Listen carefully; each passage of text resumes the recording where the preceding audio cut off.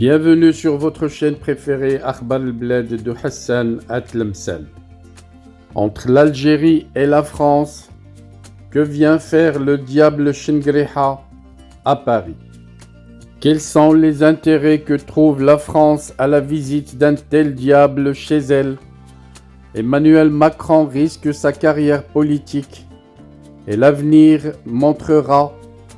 que cette visite constitue un déclic dans la vie politique du président français. La visite du chef d'état-major de l'armée algérienne, le général Saïd Chengriha, à Paris, a suscité de nombreuses réticences à travers le monde. Les dernières actions politiques et militaires de l'Algérie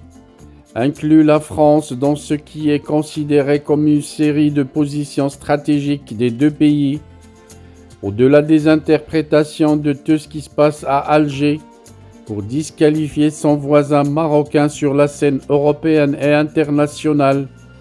au moment même où le Maroc voit son prestige et son image s'accroître grâce à ses lions de l'Atlas à la Coupe du Monde au Qatar, il est maintenant conditionné par un scandale de corruption qatari présumé au Parlement européen, dont certains profitent pour impliquer le lobbying marocain. Il est quelque peu surprenant que les partis de gauche, d'extrême gauche et radicaux du Parlement européen aient réussi avec une certaine facilité et rapidité à faire débattre et voter une résolution critique sur les droits de l'homme et la liberté de la presse au Maroc. En d'autres occasions, d'autres groupes influents et décisifs gérés par les gouvernements de grands pays européens, tels que la France ou l'Allemagne,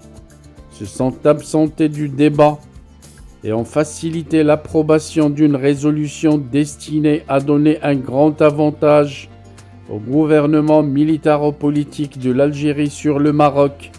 Certainement, Chengriha y est pour quelque chose. Ceci s'était passé quelques jours seulement avant une importante réunion de haut niveau entre l'Espagne et le Maroc, qui a dynamisé considérablement les relations entre l'Espagne et le Maroc, et que Chengriha et sa diplomatie à son service ont tout fait pour faire échouer. À ce stade, il convient d'analyser certains aspects clés de la reprise des relations entre la France et l'Algérie après de profondes divergences. Pour de nombreux observateurs, la France compte entre autres sur la récente augmentation de 18 milliards de dollars du budget de la défense de l'Algérie pour établir des contrats d'armement avec l'armée algérienne. La vente d'armes à l'Algérie s'avère être un acte à haut risque pour Emmanuel Macron en raison des doutes sur la destination finale de ces armes que risque de faire Chengriha. Les armes qui bénéficieront sans aucun doute aux groupes armés de la région, tels que les milices séparatistes du Front Polisario qu'adopte Chengriha. Ce scénario envisageable aura pour effet de contribuer à une instabilité régionale accrue et de porter atteinte à l'intégrité du territoire marocain et de menacer également les intérêts de la France en Afrique. La question du déploiement de l'Algérie au Sahel ferait partie des sujets à aborder par les deux parties, notamment dans cette situation qui provoque un sentiment anti-français en Afrique. L'Algérie devrait jouer le rôle d'émissaire de la France au Sahel pour tenter d'endiguer le sentiment anti-français croissant dans la région sahélo-saharienne. Cela soulève un certain nombre de questions sur les contradictions de Paris en tant que victime de l'avancée de la Russie en Afrique, tout en soutenant l'un des principaux soutiens de Moscou en Afrique, l'Algérie. Cette vision démontre parfaitement la duplicité d'Alger, qui malgré des signes de rapprochement avec l'Occident, dont surtout Paris et Washington, reste l'allié indéfectible de la Russie l'alliance avec Moscou est même une constante des ailes influentes de l'establishment algérien. Cela donne à l'installation de Chengriha en France l'attrait de la tromperie algérienne envers l'Occident. Cette supercherie est également à mettre en parallèle avec la sensibilité croissante de l'establishment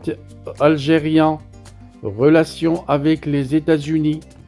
et illustre l'abandon progressif par les locataires d'Al-Mouradia de leur politique de méfiance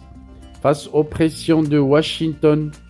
qui a désormais pris pour cible les alliés de la Russie et n'hésite plus à brandir le spectre des sanctions économiques à leur encontre. Afin de ne pas susciter davantage l'ire de l'Occident, l'armée nationale algérienne et ses dirigeants sont de moins en moins réticents à diversifier leurs fournisseurs d'armes, d'autant plus que l'allié russe peine actuellement à satisfaire ses besoins et à permettre à l'Occident de bénéficier d'un contrat d'armement avec l'armée algérienne, un changement de tendance qui pourrait être attribué au développement sur la scène internationale et aux pressions occidentales de plus en plus contraignantes pour Alger. La France, pleinement consciente du rôle potentiellement néfaste de l'Algérie dans le nord du Mali et dans les pays voisins, par son soutien à l'implantation de la Russie dans la région, ses relations prétendument douteuses avec les régimes putschistes du Mali et du Burkina Faso, ainsi que ses relations suspectes avec les groupes armés de la région, serait même tenté de ramener l'Algérie à ses côtés en lieu et place d'une opposition d'intérêts entre les deux parties dans la région sahélo-saharienne. Cependant, cette visite est perçue comme un service rendu par la France à la personne du diable, le général Chengriha, dénoncé et accusé par l'opposition algérienne à l'étranger